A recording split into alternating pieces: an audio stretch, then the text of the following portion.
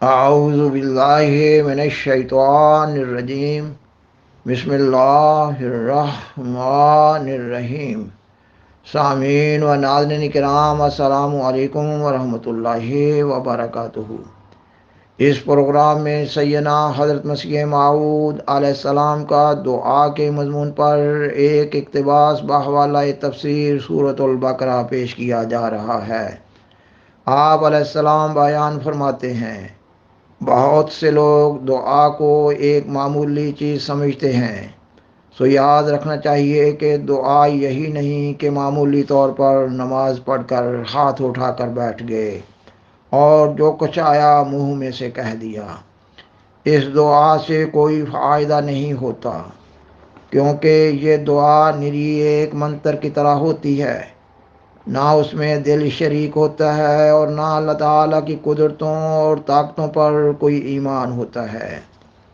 یاد رکھو، دعا ایک موت ہے، اور جیسے موت کے وقت اضطراب اور بے قراری ہوتی ہے، اسی طرح پر دعا کے لیے بھی ویسا ہی اضطراب اور جوش ہونا ضروری ہے۔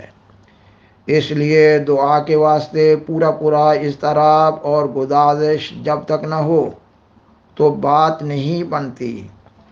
بس چاہیے کہ راتوں کو اٹھ کر نہایت تضرع اور زاری و ابتحال کے ساتھ خدا تعالیٰ کے حضور اپنی مشکلات کو پیش کرے اور اس دعا کو اس حد تک پہنچا دے کہ ایک موت کی سی صورت واقع ہو جاوے۔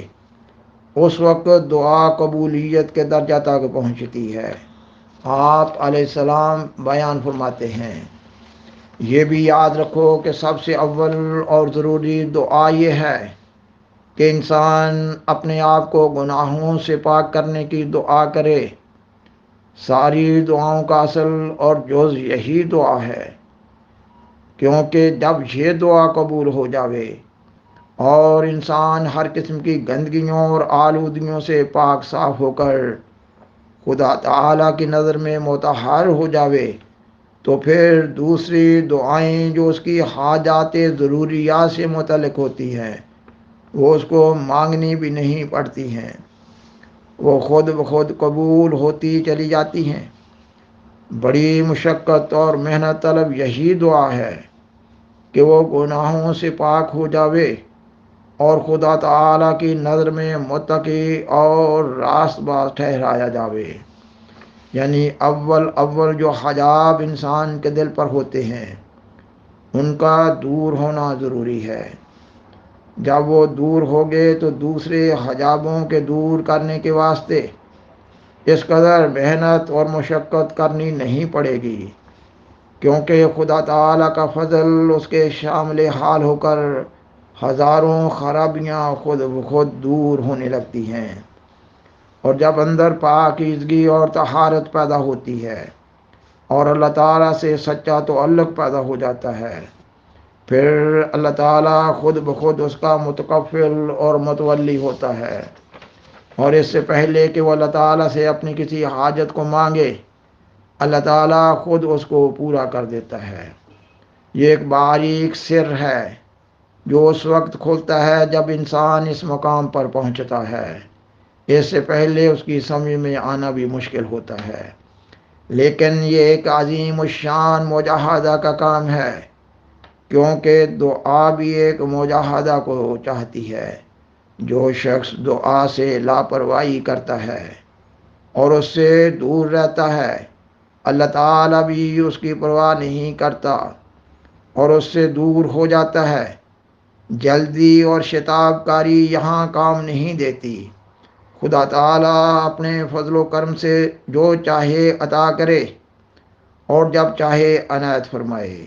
سائل کا کام نہیں ہے کہ وہ فی الفور عطا نہ کیے جانے پر شکایت کرے اور بدظنی کرے، بلکہ استقلال اور صبر سے مانگتا چلا جاوے۔ آپ علیہ السلام مزید بیان فرماتے ہیں، دعا کے اندر قبولیت کا اثر اس وقت پیدا ہوتا ہے جب انتہائی درجہ اضطرار کا پیدا ہو جاتا ہے۔ اس وقت اللہ تعالیٰ کی طرف سے اس کی قبولیت کے آثار اور سامان بھی پیدا ہو جاتے ہیں۔ پہلے سامان آسمان پر کیے جاتے ہیں، اس کے بعد وہ زمین پر اثر دکھاتے ہیں۔ یہ چھوٹی سی بات نہیں بلکہ ایک عظیم الشان حقیقت ہے۔ بلکہ سچ تو یہ ہے کہ جس کو خدائی کا جلوہ دیکھنا ہو اسے چاہیے کہ دعا کرے۔ سامعین و ناظرین کرام، بالآخر درخواست ہے کہ برائے مہربانی اس پروگرام کو دوسروں سے شیئر کریں اور از راہ کرم اس چینل کو سبسکرائب کریں۔ جزاکم اللہ تعالی احسن الجزا، وآخر دعوانا ان الحمد للہ رب العالمین۔